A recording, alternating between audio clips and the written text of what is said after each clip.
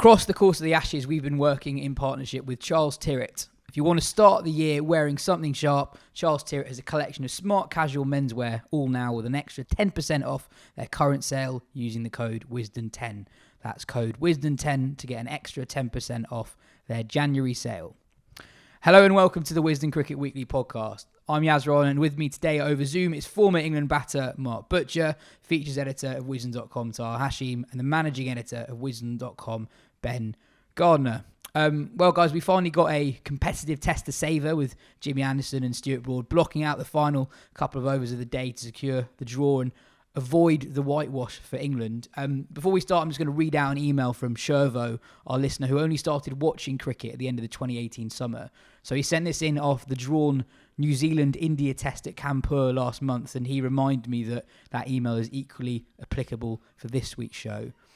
He says, you'd be wise to file this email under pointless but cathartic, or possibly preaching to the choir, but if you'll indulge me for a moment, how precious a thing is the 5-day drawn test, illustrated beautifully by the way a team's rear guard somehow can save a test match. I can't think of a result in any other sport that better reflects so much of life. No black and white, cut and dry results, no outright winners, no outright losers. Just the glorious but mundane joy of a team simply battling as hard as they can to survive until the end of the day. It's genuinely beautiful and something I feel evangelical about. Here's the final wicket match-saving stands in the future. Butch, it's too little too late, I suppose, for England in the series, but given the position England were in, 36 for 4 in that first innings in response to 400 odd, that was a pretty good performance from England. Yeah, pretty heroic actually. And yeah, it was really heartening to see England battle away as much as they did. I think Australia, for their part, were they were very good for the win. I think that the decision in the first innings, the declaration of the first innings, funnily enough, I think was probably the worse decision than the one in the second.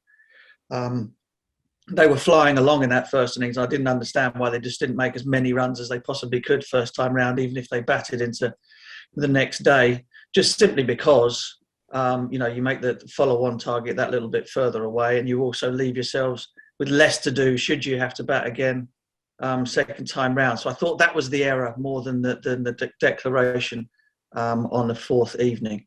And if it hadn't have been for perhaps the 7 overs that were lost to rain just out of the blue a bit on the last day, they probably would have won the game.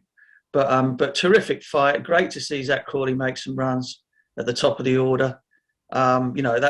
He's so beguiling because he strikes the ball so cleanly. There are very few players, English players particularly, who hit the ball as crisply and as hard as he does.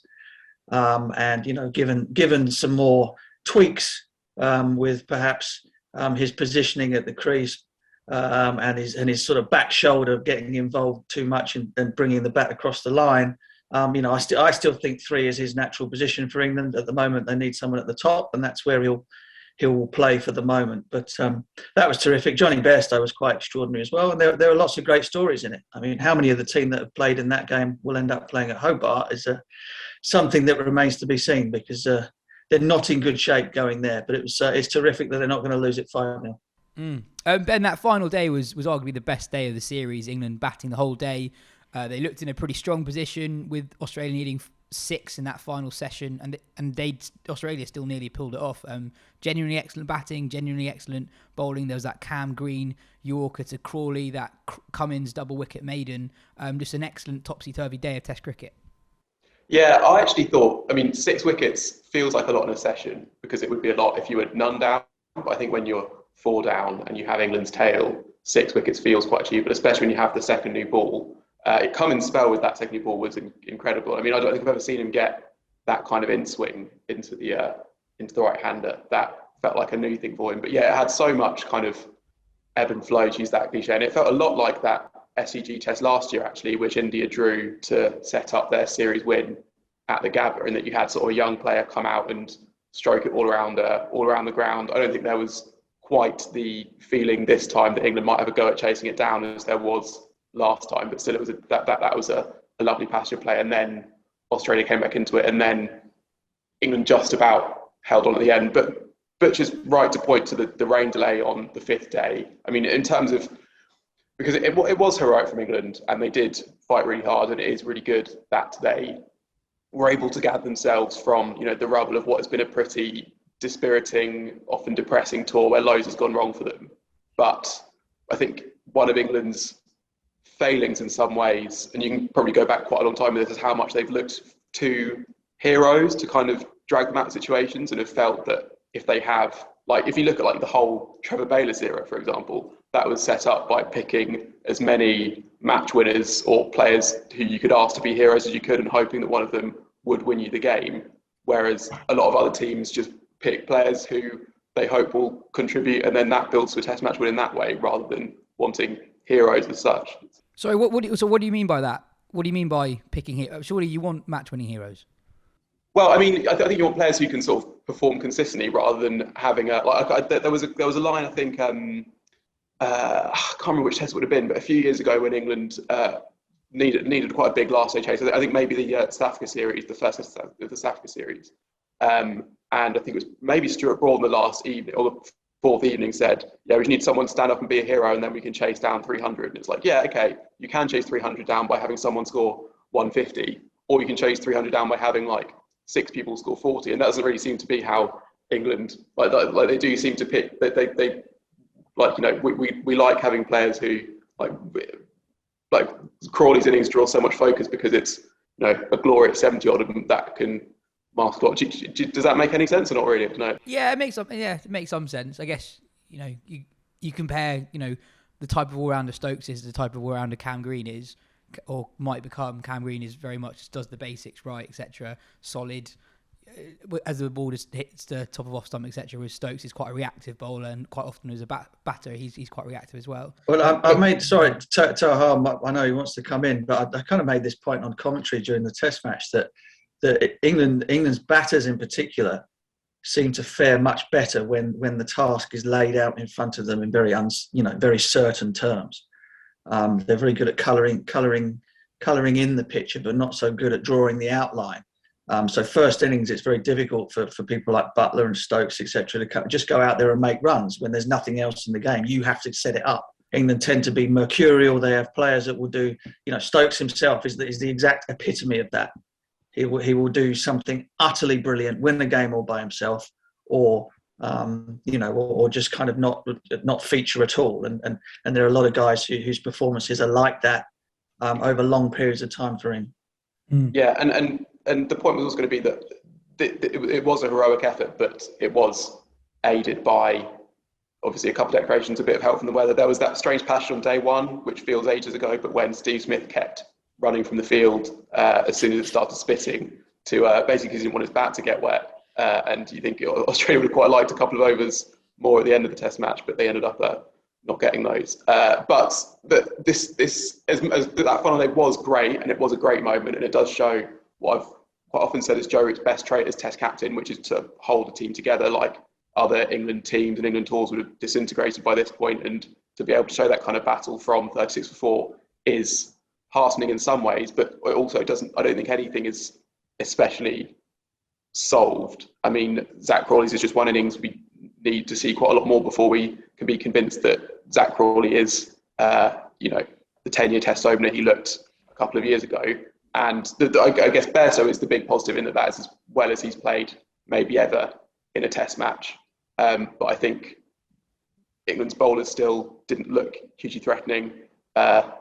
Australia still made 400. I mean, there's it's not as if England actually matched Australia in this Test match. They just got a draw because they battled really hard, which is not as if they're any closer to winning a Test match in Australia, I guess. I guess the one kind of thing to look at there is that the worry was when England had to make their batting changes, that you were looking to the bench and you weren't really going to see a side that was improving. But Bairstow's come in, Crawley's come in, and they have improved as a side. And that is, I guess, the one thing to take from that, because I think there was that concern where in those first few tests where we thought, no, this is still England's best 11. But I think now we're kind of getting to the point where we've realised, no, that what we've kind of seen in the last few days, that was probably the best side England were going to put out in this series. Ben, you mentioned Jonny Bairstow. He was sensational. 7th Test 100. He was part of that crocked middle order in the second innings who held off the Aussies very well. Ben, most of us at some point or another of this series have questioned Bairstow's spot on the side. His record over the past 3 years wasn't very good, but in this Test match, he looked more like the batter who was the arguably the best keeper batter in the world at a stage 5 or so years ago. Other than the runs that he scored, what did you sense was different about Bairstow in this Test to what we've seen over the last year or so?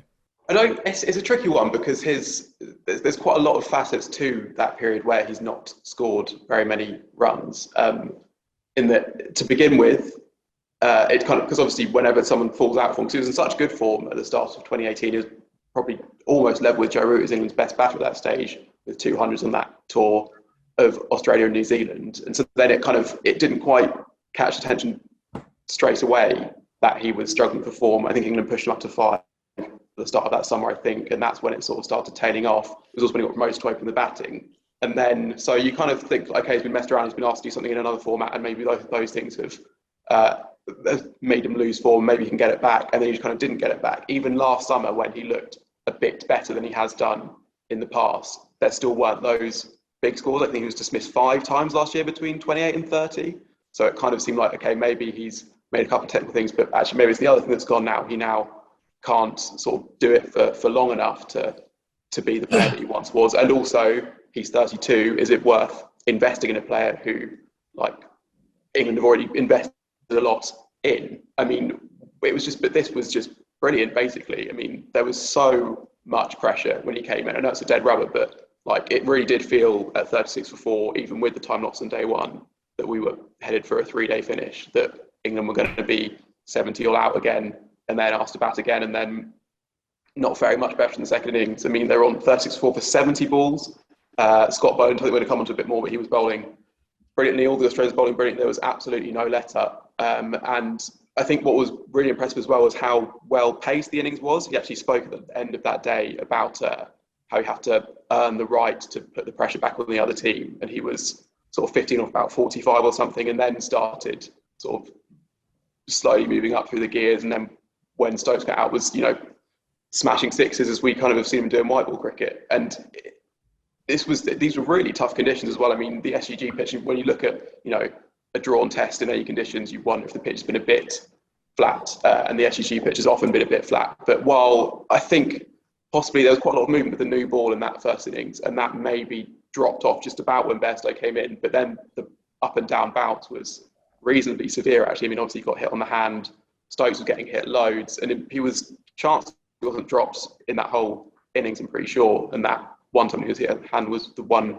real moment of discomfort, and he was, looked as technically good. He just looked properly, I mean, Bairstow's always fired up, but there was a moment when he came off the field for tea on that third day, was getting some stick from the crowd, and then him and Stokes just turn. Stokes as well, I think, just to leave it to Bairstow, sort of senses that he's the guy to respond here, and what's the phrase, is it? That's right, just turn around and walk away, weak as piss, which is just, which was a brilliant, and then obviously comes out and plays a brilliant after tea as well. So yeah, I mean, he looked so good, and I think that is a conversation changing innings around Bairstow, where that's all that trust that England put in him has been repaid, and I think that there is enough evidence now that, like, you can possibly have him as part of a functioning Test middle order, I guess. But how much of an impact does changing of roles have on a player? A lot of people have used that as mitigation for not only Bairstow's inconsistency, but Moeen Ali's as well over the years. And in the last year, Bairstow has batted in 4 different positions in 10 tests. And I mentioned on last week's show that those 10 tests cover 4 separate stints in the side. I was thinking back during this Test match that when Ed Smith was national selector, he'd regularly reference that over the last few years, there were 3 outliers in county cricket in terms of averaging clearly more than everyone else. 1 was Root, 2 was Pope, and 3 was Bairstow. And if you look over the course of their careers, Bairstow averages 50 for Yorkshire, Root averages 44.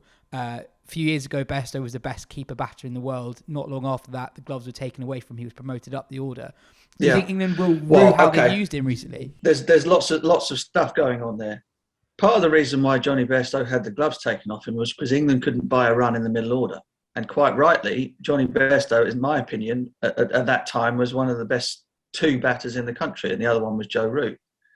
So he was moved to perhaps wrongly, to plug a gap elsewhere. But England were more desperate for middle order and top and middle order runs than they were for wicket-keeper batsmen.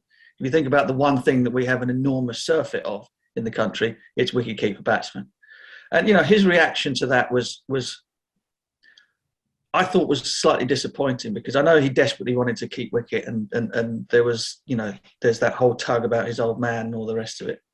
But I still think that his best position, or his position of most usefulness as an England player, is to be someone that could potentially score 6,000-7,000 runs in the top order. And he's not going to do that batting at 7.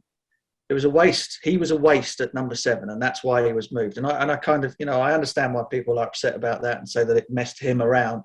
But in terms of what the England team needed, in terms of what he is capable of doing, it was the right call.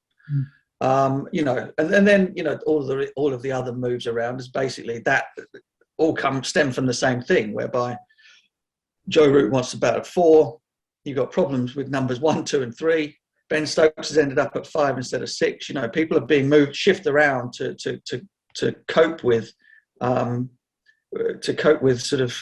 with holes in the team. If they had a consistent side and an opening pair that were going out there and making regular contributions, a number 3 that you could rely on, then all of those guys would be set in stone, and you wouldn't have quite so much movement in the order. The movement in the order comes because England have been unbelievably inconsistent, and they haven't been able to find a top 3 worthy of the name since Strauss, Cook, and Trott. And so that's why. I mean, I don't see that there is any other explanation for it in terms of his sort of his technical prowess. So all the rest of it is battling instincts and all that kind of stuff. It was funny. I thought he played much better after he got hit on the thumb.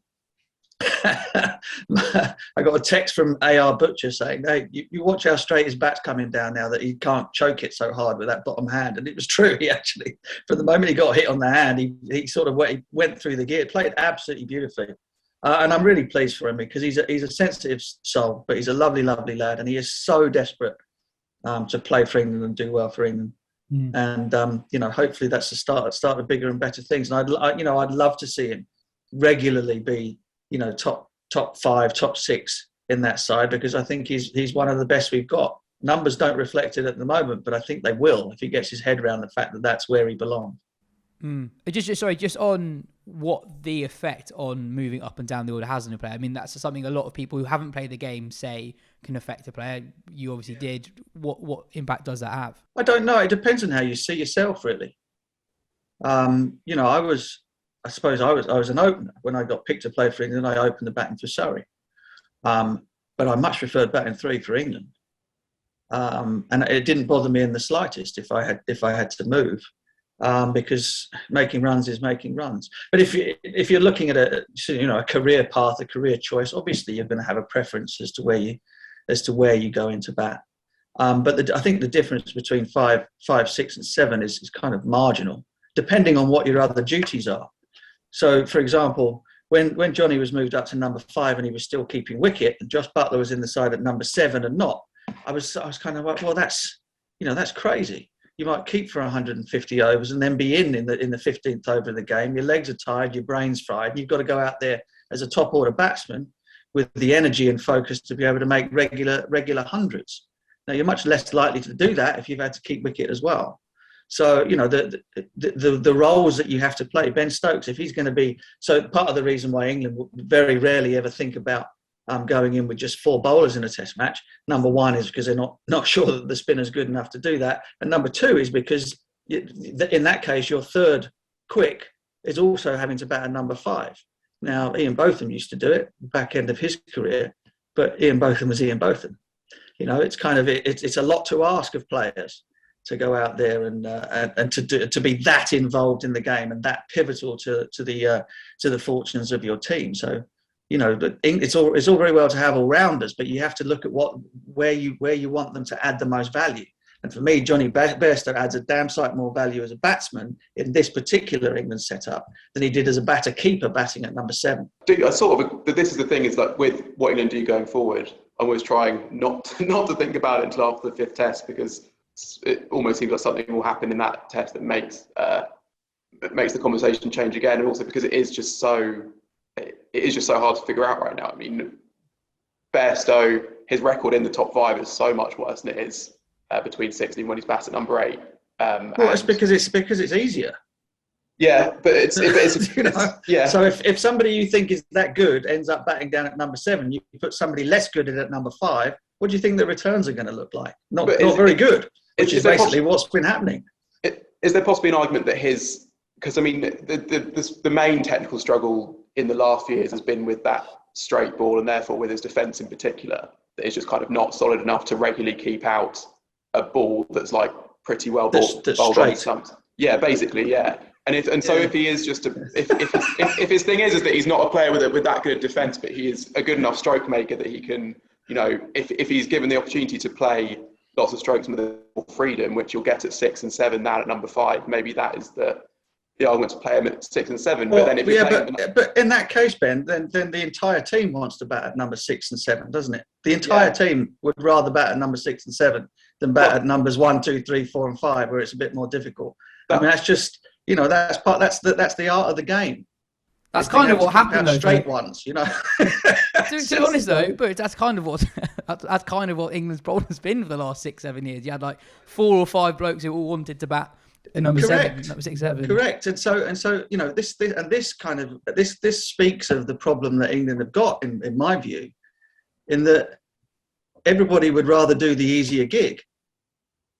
You know, at some point, if you're gonna have more results, or results that kind of go your way, or games that you can set up from the first innings of matches, you need guys that are going to go out there and be bloody minded and make 7-hour hundreds.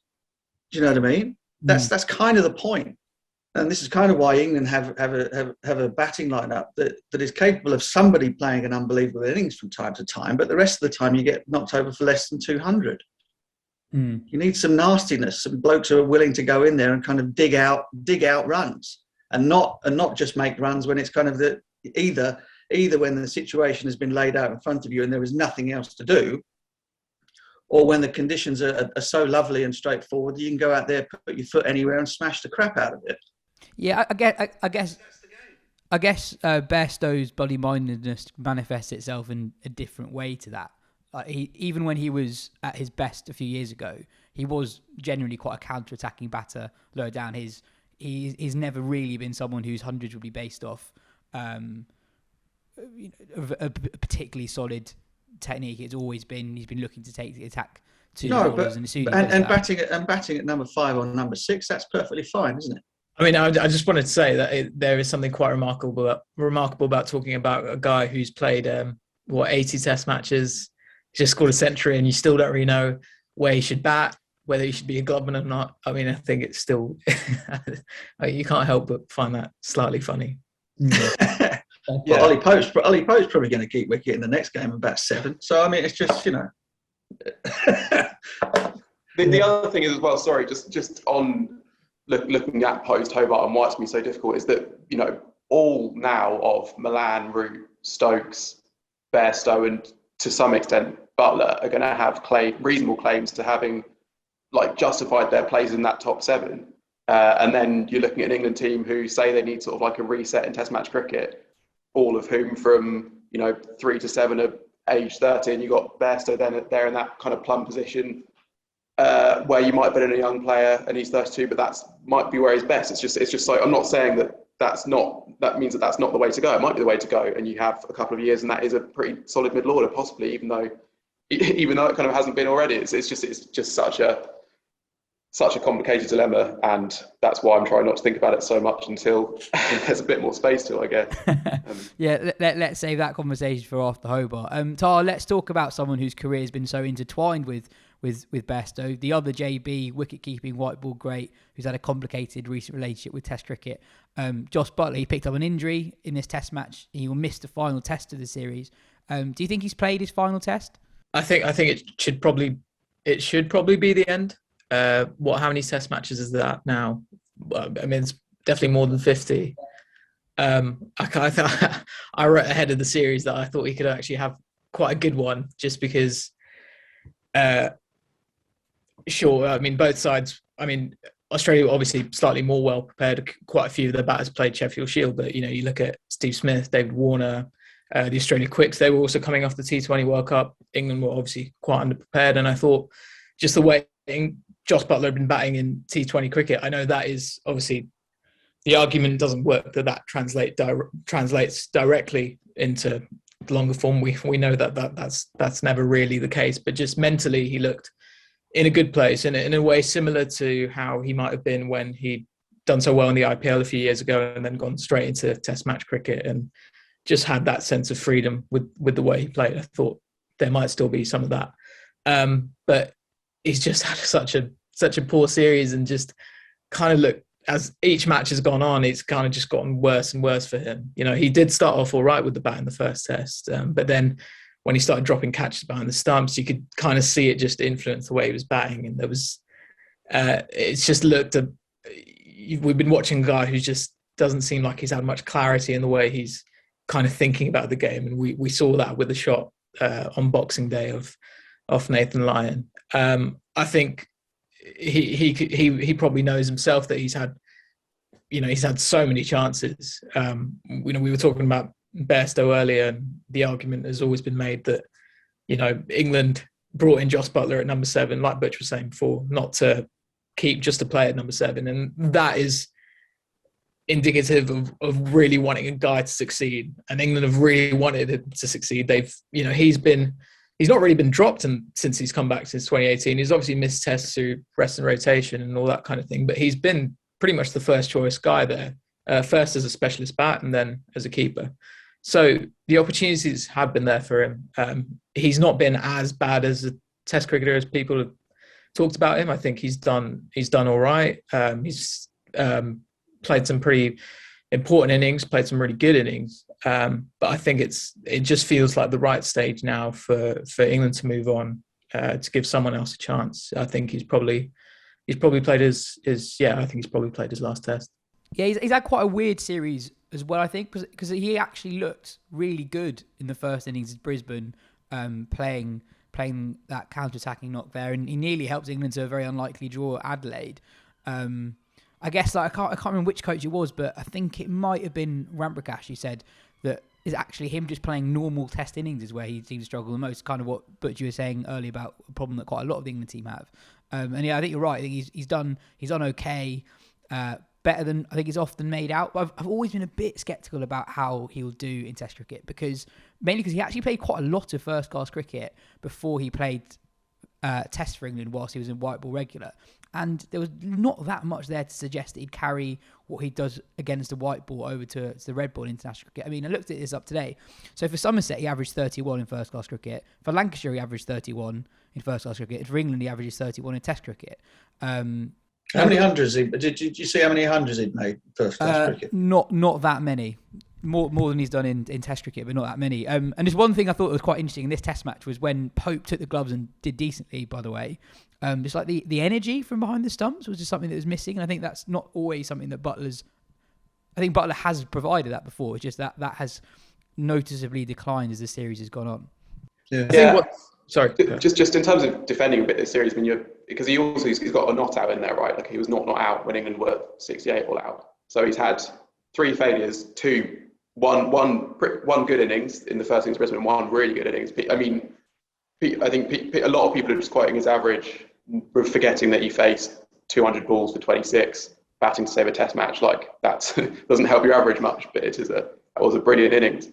And then this Test match, I just don't think you can read basically anything into it because he had a broken finger that's enough to rule him out of the tour. Like I think that definitely affected his batting in that first innings, and I think it's amazing that he faced 38 balls in the second innings with it. But so I mean, it might. It might be his last Test, and I do think that if England are going to have a reset, as they're sort of calling it, he is a sort of an obvious person to say, focus on white ball cricket. You're our next captain in those formats. There's not a huge amount of upside to you being a Test keeper in that we know that sort of like the ceiling, I guess, is him averaging like not saying he doesn't average this, but the ceiling is averaging 35 at number 7 as a keeper, which is good to very good, but England might be able to find someone else who does that, and it's therefore just not worth it. But I don't think it's because Josh Buttler is not good enough for Test cricket. I just think it's because England are choosing to prioritise their resources in a different way, personally. I think he's had. Look, the thing is, it depends on number one, who they choose to replace him and what that person does. You know, I mean, the one thing that hasn't happened with Josh, and I think which was the one thing that everybody hoped, and again, all of these things are sort of hope over expectation, is that he would be able to come in and sort of play these counter-attacking innings and you know, really add value to you know, put time back in Test matches for England, you know, in the Gilchrist sort of mode. And that's never really materialised. His keeping has been tidy pretty much. It's been pretty good actually, with the exception of the couple of drops at Adelaide. So there's been no real issue with the wicket keeping. But I think in terms of the impact that he was hoped to have had as a lower order, as number 7 or whatever for England, just hasn't happened. And therefore, given that he's now out through injury, whoever comes in, and that, you know, I don't think Ollie Pope's future is as a batter keeper batting at 7, because again, I think his ceiling is much higher than that as a middle order player. When that will come, I don't know. You know, he's still a very young man. You know, somebody like Sam Billings might be thinking to himself, well, hang on a second, here's a real chance for me. I think technically Sam is as good as any of England batters, actually. Not somebody that you'd again look at his stats in county cricket and go, oh wow, he's an absolute must pick. But there are very few of those around anyway. So that might be an opportunity for him. Obviously, Ben Foakes is you know, by far and away the best keeper, and also can handle himself with a bat, contrary to what a lot of critics will say. And so, you know, whoever gets given the chance needs to take it. If they take it, then that might be the end of Josh Buttler. But I'm not calling for him to be axed forever, because it very much depends on what the people who get given the gig do in his absence. I think one interesting thing is about the whole sort of Buttler taking on that Gilchrist role. What is kind of a shame is that he's never really been part of or certainly in the last few years, he hasn't really been part of a sort of well-functioning Test side. If he'd been part of one that had a very solid top order, some reliable runs in the middle order, I think we would have seen more of those innings, and that would have been good fun, really. But he's just never really had that scope. He's always coming to the crease when England are in sort of serious trouble, rather than when, you know, they've got 300, 400 on the board and it's sort of lay into a tiring attack. That's a terrific point. I mean, that during one of the thousand rain breaks in the Test matches, they were playing the SCG Test match from 10-11, and you saw what Pryor did on the back of hundreds from Cook and Trott making runs, you know, etc. You get a player like that going in while the team's on its knees and they're halfway through the second new ball, and that's when they do what they do. But Josh Buttler has been unfortunate, and that the people above him have never put the runs on the board and put him in that position. So, you know, sometimes you're a victim of circumstance as much as you are your own failings or your own successes. But just to say one thing, just on the pro Buttler side, again, just that I think he was picked to be that Gilchrist role, and that was bizarre, because England would never have had a need for that sort of thing. But I think they didn't expect. What do you mean never had a need for that sort of thing? Why would you not have a need? As in they didn't have a need for someone to quickly turn 350 into 550 so you can have enough time to force a win. That was not England's problem in Test cricket. But I think that what they got and didn't realise or didn't expect was that he actually, I know he might have issues. Again, I think it can be overblown, the amount that he has issues with a blank canvas, because I think he did show progress in that. I mean, that 150 against Pakistan at the end of 2020 summer. That's one normal 150 or Sure. But there's also one normal situation. He didn't get a huge amount of normal situation. Not one normal situation, but I think he was. I think the frustration against Buttler is reasonably fair. I completely get the talent that he has had good periods, but you know, going back to when he first got on the side and when he got recalled in 2018, you know, I can completely get what Ed Smith was thinking, but my frustration was, if you gave a lot of specialist batters, you can bat 7, don't keep, they're going to do pretty well. And I think it was an incredible opportunity. And I think the frustration is that he's been given such a long rope by England for a long time, perhaps justifiably. And this was always seen as a tour that his game might suit most, and it hasn't worked now. I don't really get why England would persist with him, especially given his importance in white ball cricket. The point I was going to make is that he's actually a lot better than given credit for, because he's not as good as given credit for he's not as good as others in a normal situation. When a situation presents itself that needs playing in a certain type of way, for quite a decent period, he was very, very good at that. I mean, he played a big role in winning England that series against India, which they could easily have lost, and a big role in winning England that series in Sri Lanka, which is actually was a very impressive Test match win. I know it hasn't worked out the same since then, but then he was, at the end of the 2020 summer, was sort of established as one of England's better players. Basically, in that Pakistan series, he was really, really good, and then was rest and rotated out for almost the whole of that winter, and then played a bit in the summer, but again missed that New Zealand series, and then has had a slightly below par, but definitely not a horrid Ashes series. It's as I say, I get if England want to move on because they want a reset and fresh faces and all that, but I still think that Buttler's Test career has not been a failure, and I think that there is, if he were to be persisted with, I don't think it would be a failure going forward either. Yeah. Last thing I'll say on it is I don't think the rest and rotation stuff with Buttler is actually that much of a mitigating factor, because that's just going to be his career.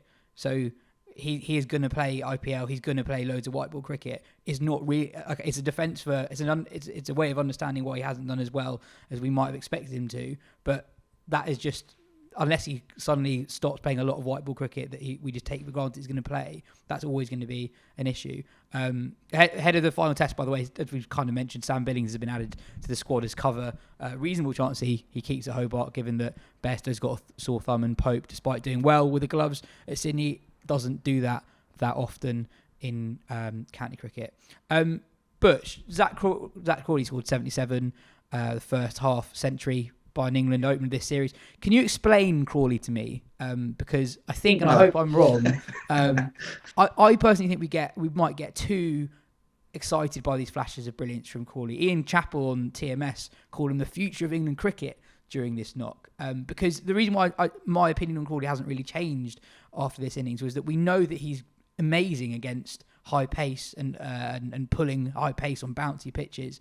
And if you separate his game between his attack and his defence, there's never really been that many doubts over the former. And for the latter, does a 90-odd ball knock really tell us that his game around the off stump is that much more secure than it was before? Do you see what I mean? The potential is clearly there for good reason, but I'm not sure my views change. I think he still will score Test hundreds. I think he's still brilliant to watch, and he's learning on the job to a degree, but I still think there will be a reasonably rocky ride for him at the top of the order.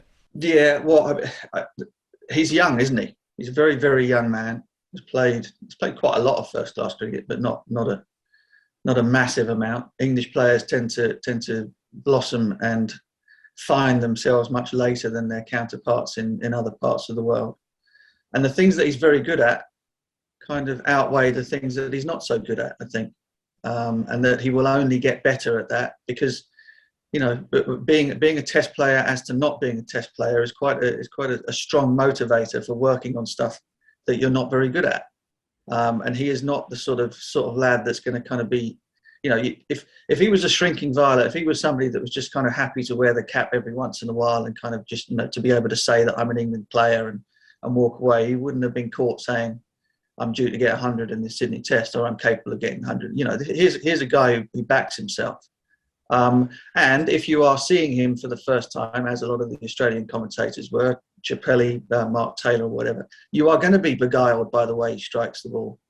You're going to be impressed by the quality of his stroke play. Now, I still think that there are a couple of things that need fixing.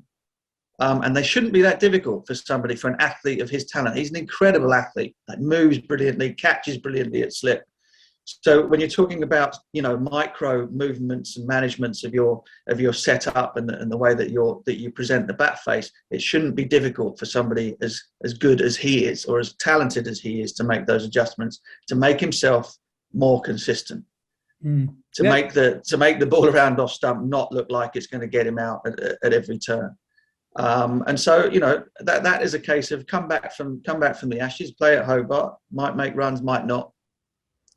Find somebody that you trust and work like absolute mad in the run up to the West Indies series, because there is a place for him in the top order. He will be batting 1, 2, or 3 for the next, what are we talking, 4 Test matches at least, until we get to the English summer. And so look, The great thing about him is everybody has a go at sort of Sibley and Burns because they can't hit it off the square, but they kind of, they can hang in there and defend. But then everybody has a go at Sibley because he can hit it off the square, but his defence isn't so good. And then at the moment, all of them are much of a muchness, with the exception of Burns, who's probably scored, got a little bit more credit in the bank in terms of his past performances. All of them are much of a muchness in terms of their productivity. So you've got to kind of get away from how people go about it and how they look and what they're good and bad at, and just look at that. End up looking at the numbers and end up looking at what the bottom line is. And none of them have a sort of an unimpeachable case for staying in that side. But I would say if you're looking at ceilings, which Ben's brought up a couple of times, then Zach Crawley has the highest one probably out of any of the guys that have been tried in the top three for quite some time.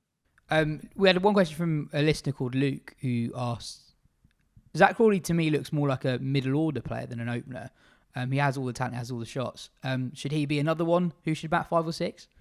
No, because his talent is against the quick bowling.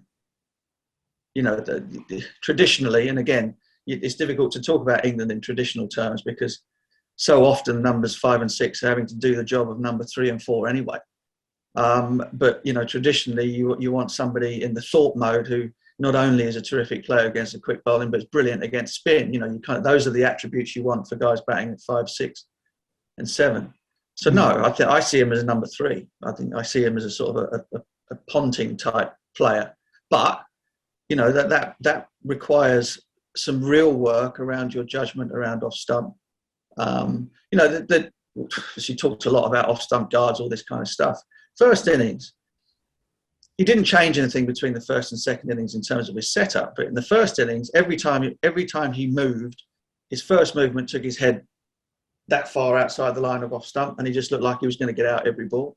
Second innings, his first movement did not take his head anywhere near as far outside as off stump, or not as often anyway. And so every once in a while he'd get the wrong side of it. But the ball didn't move quite so much, and he kind of, he got a few away, and they ended up getting a little bit short at him, and he destroyed them. I still think he's making life unnecessarily difficult for himself. But there you go. That's his choice. But as I said, the only way you stay in the side is by making lots of runs. And I think out of anybody, he has a really, really great chance of being able to do that. So someone who's not scored lots of runs is HASEEB HAMEED. Ray asks, what do you think about HASEEB HAMEED's future? Do you think he'll play at Hobart? No, I don't think he should. His struggles are pretty apparent to anyone. You don't have to be an expert to watch HAMEED right now and know that he's really struggling. What I found quite bemusing about the whole situation is that look, we're all just watching HAMEED bat out there in the middle. We're not seeing what's happening in the nets. But it's been pretty clear that he's been struggling since the Adelaide Test, really. And that kind of makes it hard for me to envisage how he's putting on a show in the nets and that he's middling them, because it really does seem like he's a bit lost in what his technique should look like for the situation. It's clear that he's kind of struggling with that extra bounce. So what the thing that's kind of worrying is that England have kind of just sent him in there in these last couple of tests, and presumably out of hope rather than expectation, they've kind of just said, here, you're 24 years old, you've only just come back in county cricket and started to score runs, and now look, go play out there and hopefully you'll get a score. And that's kind of the worrying situation about all this, where the sort of management of him, and now he's going to have to go back to county cricket and do it all over again. It's hard not to look at the case of HAMEED and see it as one of mismanagement, really. It's been quite sad to watch, because obviously everyone's rooting for him. How can you not root for him after everything this guy's been through? But yeah, it's been a difficult watch. Yeah, I don't know about mismanagement. I think he kind of played all right at Brisbane, made a couple of made 20 odd second dig, played okay, and they've kind of given him 3 test matches to try and figure it out. I mean, if he'd have been left out after failing in what was the third one at Melbourne, everyone would have said, "Well, you haven't given him enough of a chance." Right now, he looks like he's in need of being taken out the firing line, and so I'd have no objection whatsoever for him to be replaced by Burns or whatever, who's like everybody else has played no cricket at all between his last test and this one, just to give the lad some respite. Look, Test match cricket is bloody difficult, and this bowling attack of Australia's is seriously hot. I thought in the second innings, the first innings and the last Test match before that, he'd been kind of trying to get his trigger movements right. They were too late. The ball was already halfway down before he'd finished making his first move, and therefore you can't then make another move to get out to the ball or get right far back. Hence, he got bowled through the gate in the first innings. Second innings, he looked okay, and then got another beauty from Boland, who at the moment, just quietly, is kind of the greatest bowler who's ever played the game. It's absolutely ridiculous what he's doing at the minute. But yeah, he probably shouldn't play at Hobart for his own sanity as much as anything else. And then he'll have to fight back and come again, as will virtually all of England's top order players. They'll all have to find periods out of the team and find their way back until somebody nails it. And that's the unfortunate truth of it at the moment. Yeah, just on that second innings, I think it was especially the fourth evening when because the thing with me because as you say, you want him to succeed, and that's the frustration, is that he often looks for passages that it is all working in sync, and that you can see why it makes sense. Like on that fourth evening, he was playing it right under his eyes, and then the next morning, that was when he was reaching out in front again. He was dropped before he was dismissed, and so I agree that he has to take out the firing line at Hobart. I wondered if what you meant, Taha, about his management was the decision to sort of recall him to begin with after not a huge amount of evidence. And I was trying to work this out for myself, because at the time it felt a bit hurried in that he got hundreds in one championship game that summer, 2 of them on a road at Worcestershire. Got that 100 against the touring Indians. Most of the runs were scored against the spinners and against Shardul, the medium fast bowler. So there wasn't a huge amount of evidence to go on. And the only thing I could think was that they kind of thought county cricket had kind of messed him up before. So as soon as there's even half a case to pick him, because we think there's a test player there, kind of get him out of there and see if he can do it in test cricket, because does that kind of make sense? That was the only argument I could think of, basically. But the only thing I'll say to that is that if he'd been taken out of a situation or out of county cricket in a year where the opening batters up and down the country have been smashing runs all over the place, and you'd selected him out of a bunch where there were lots of people with more experience scoring more runs, and you'd say, wow, that was, that's kind of an interesting pick. But as has been the issue with picking people at the moment, is you're often picking them on what you hope they might do, because batters are not scoring vast amounts of runs. Of course, there are exceptions to that, but there aren't many. Yeah, I know what I mean. It's a massive. The problem is that you just don't have. You don't look down the list of 18 counties and go, well, there's 36 openers there, and 15 of them could play for England. That's just not the case. I completely agree, and Ben, you're right. I've been thinking about that a lot as well. In isolation, it didn't really make sense, but there was no one else. There was no one that people were saying was a standout candidate in county cricket. I mean, at the end of the season, people reeled off a few names, but those guys hadn't really done that much by May to really justify selection at the time. And I kind of worry with HAMEED. I do wonder, has he ever really been a test match player? Should he ever really have been picked in the first place? I mean, there's one game that doesn't really make sense to me. It's not that India tour. It's when he scored 200 in a county championship game against Yorkshire. If you take away that game out of his career, which was now 6 years ago, he's never really had even a single game against pace where you're like, this is a test match player. That's even in first class cricket. His numbers against pace in first class cricket are really mediocre. Averages less than 30 against it. He scored so few first class hundreds. I do worry. I get the logic of why they wanted him back, because they saw something a few years ago, earlier in the summer. But I do worry that he's possibly never actually been the player we thought he might have been. Now that we've seen a bit more of him, I don't know. I hope I'm wrong. Ben, Harry asks, does all the focus on England's abysmal batting mean that we're not talking enough about the fact that England haven't come close to taking 20 wickets in a test yet? I think that's a bit harsh because England did get 18 wickets at Adelaide and they did bowl Australia out for 267 at Melbourne. They didn't get the chance to take 20 wickets because England batted so badly. But you kind of alluded to it earlier on, you didn't think England looked that threatening here at Sydney.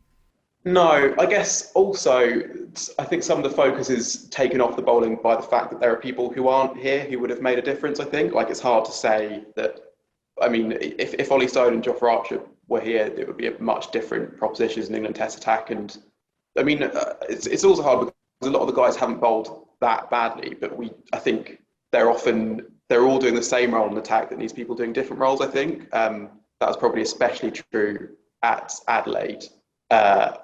Where you had was it 5 right arm medium seamers, and they did a pretty good job of tying Australia down and building some sort of pressure. And maybe if a couple of player misses get edges, then it's different. But that's where you really want someone who can make the difference. Which is Mark Wood he's had a kind of series sum up Mark Wood as a Test cricketer in a lot of ways, in that he has bowled really, really, really fast. And has troubled some of the best players that Australia have had him. He's got Labuschagne out 3 times in 3 innings for low scores, which is in some ways reason enough to pick him on its own. And so you could argue that actually the numbers don't flatter him definitely, and that maybe those numbers are good enough. But then you would also hope that a bowler who bowls as fast as he does would just at some point blow away a side, and he hasn't done that either. So I mean, there's mitigation in terms of England have had players they couldn't call upon. There's obviously been mismanagement of the spinner, which has meant that he's only now started bowling okay, and that meant that England had sort of a pressure valve again in that first test, and then picked an attack that was kind of too samey in the second test, and again a bit of a pressure valve in the third. So there's lots of mitigation there. I mean, so there's mitigation, but yes, their attack is not quite suited to Australian conditions, and I think we knew that coming in as well. Let's talk about Australia. Taha, Usman Khawaja enjoyed an amazing comeback test match. He hadn't played for Australia for a couple of years. He's now 35. He only played because Travis Head caught COVID. He scores twin hundreds, one of very few players to ever do that at the SCG in Test cricket. He's now said he doesn't expect to play at Hobart when Head returns. What did you make of not only how he played, but how Australia might use him or might not use him in the last test of the series? Yeah, I mean, it's quite a rousing story, really. Khawaja has played for Queensland for quite a few years now, but he's from Sydney. He grew up playing for New South Wales. So there's sort of a homecoming for him and a chance. I imagine that he probably might not have even seen coming a few months ago. He'd been out of the test side for a couple of years. I think when he started the Sheffield Shield season late last year, he kind of he started scoring some runs, and there was talk about him returning. But I think he was quite, the way he was speaking in the press and how he's spoken in the press in the last few months is that he's played Test cricket. He'd love to do it again, but if it doesn't happen, it doesn't happen. There's been kind of the way he's talked is of a man kind of at peace with himself of where his career is at. So this was probably kind of unexpected, and I've got obviously quite unexpected in that a player got COVID, and that's how he got back into the team. But yeah, I mean, he batted beautifully. I mean, he's a strange case because he's been there for such a long time, not played as much cricket as you might have thought. He's still only played 40-something tests, which is weird for someone who's got an excellent record, had a pretty strong record before this test match. He was still averaging 40 after 40-something tests. And it was, and he looked in control. And like we've talked earlier, this was not a flat deck. There was life in that pitch, and he got through it and batted beautifully in both innings. Do you reckon he opens at Hobart? Well, sort of ahead of this series, I kind of thought when it was the kind of the toss-up, when it had been said that Marcus Harris was pretty much opening by George Bailey, and it was a toss-up between Head and Khawaja. My instinct was that Australia should pick Khawaja. He averages more than 50 at home. Head also has a pretty strong record at home, but I just looked at Khawaja and thought he's one of Australia's best 6 batters. He's got to be in there. Head obviously, that selection paid off, and you kind of thought that was going to be their batting lineup for the rest of the series. I would pick Khawaja to open with David Warner. I think he's obviously opened in Test cricket before and done all right. I mean, a few innings. And he's just, quite simply, I just think he's a better batter than Marcus Harris. It is quite as simple as that. I get that it's probably not that straightforward a decision. Marcus Harris has been given a run. He's still a younger batter than Khawaja. I think he's 29. He's still someone you could say that you want to give someone like that time. And he's not had, I mean, he played a pretty key knock at the MCG. He's got a couple of starts in the last innings. Obviously, his career record doesn't look great. But they've said that they're giving him a run, and you can kind of applaud that and respect it. And especially in a side that keeps on winning Test matches, you would think, why bother? Why not just give the guy one more chance? But I think Khawaja's case is just so strong right now. You can't really look past him. And the fact that they will also go to Pakistan in a couple of months, I just think the fact of a Warner-Khawaja opening partnership, it looks a strong one, and one that could work feasibly quite well on that tour. Having seen how well Khawaja's kind of improved against spin, how well he played in UAE a few years ago against Pakistan. And I think that knock he made in the UAE, the 141, was when he was opening the batting. So it was 97 or something opening the batting for Australia. Yeah, so it kind of just makes sense for me for him to come up top. But yeah, what a story though. Twin sons, and you come back Test in front of his wife and daughter. And absolutely. But what would your reaction have been if you were left out after scoring twin hundreds in a Test match? Well, it wouldn't have happened, would it? Either way, I wouldn't have scored twin hundreds, and I wouldn't have got left out afterwards. No, he's not going to. I don't think they'll leave him out. I really don't. I think they might be looking elsewhere other than Marcus Harris at some point anyway. So whether or not Khawaja opens in this next Test match at Hobart, and then for the series in Pakistan, and then doesn't play again. I mean, Australia are more likely, I think, to pick for the win in the series rather than look as far ahead as we tend to, or as we've got suckered into doing in the recent past. Bordy said it himself, didn't he, after his 5 for that. We've really got to stop doing this, where we're kind of always looking out for tomorrow and missing out on what's happening today. So it wouldn't surprise me at all if he opens a batting at Hobart. I hope he does. I mean, crikey, it's just a no-brainer if you ask me.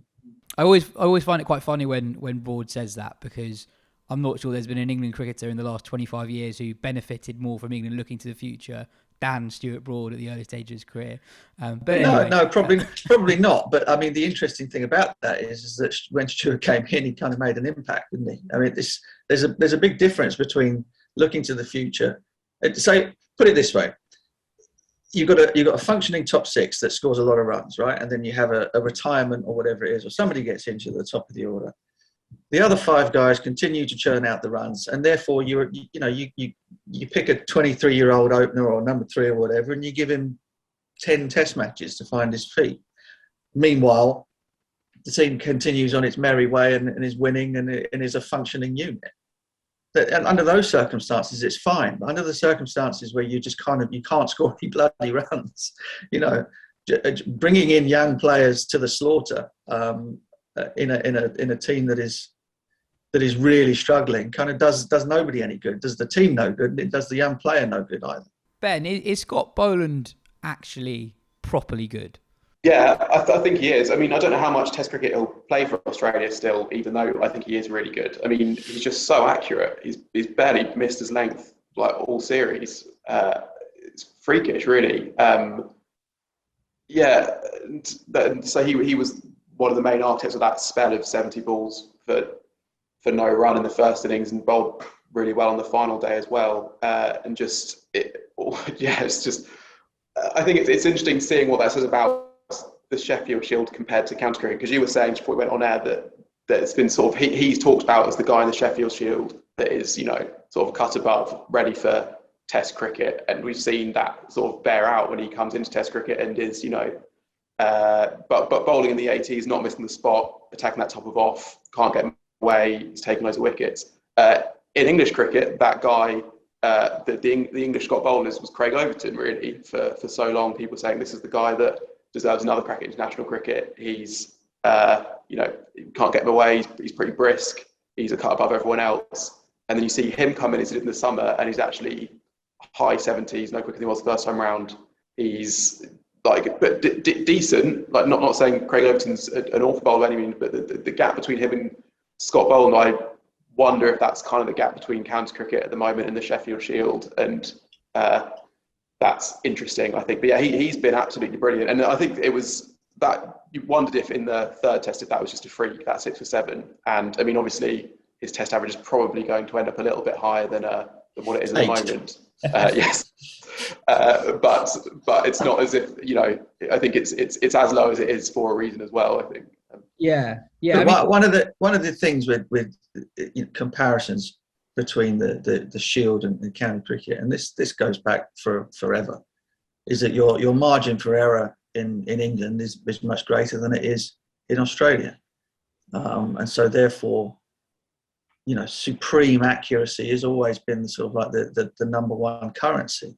Of course, with Australia, with the way that Australia are able to pick their attacks, they've also got guys who are bowling 140 plus, nearly 90 miles an hour, but they also have the accuracy as well. Whereas in England, we tend to look at it as one or the other. You're either kind of 78 miles an hour and very accurate, or very fast and all over the place. Well, they kind of narrow it down to having both things. I think the thing that's impressed me most about Boland is the fact that the Kookaburra notoriously difficult to move off the straight once it gets past 25 to 30 overs old, and yet literally every ball does something with him, as well as it being very accurate. He's always getting it to nip or to bounce, and it's been an extraordinary entry into Test match cricket. And of course, Hazelwood gets fit again, he doesn't play. It's pretty straightforward. Hazelwood will come back into the side, and it will be Hazelwood, Stark, Cummins, Lyon all over again with a bit of Cameron Green thrown in. So he should enjoy it while he can. Yeah, unfortunately, he's an injured out for the final test. At the moment, he's got 14 wickets from 2 tests, so he's 2 wickets off Lyon, who's the leading wicket taker in the series. So if he's fit and plays at Hobart, there's a reasonable chance, especially because Stark's kind of doing is kind of having your classic Stark series where he starts really well and slightly declines as the series progresses, as he tires a little bit. But there's a reasonable chance that Boland plays will end up as the leading wicket taker in the Ashes, having only played 3 out of the 5 tests. Imagine the odds of that at the start of the series. Charles Khawaja's leading wicket taker, leading run scorer as well. If he does play in that final test, he's only 50 runs off, I think. If he does that again, and Ben, you made the point the other day that Alex Carey could end up having a George Bailey type test career here unless he gets a few and keeps a little bit better at Hobart. It wasn't great behind the sticks. Here, he dropped a couple of catches. The missed run out of Bairstow was actually very crucial on that final day. Bairstow nearly got run out, coming back for a second at the start of his innings there.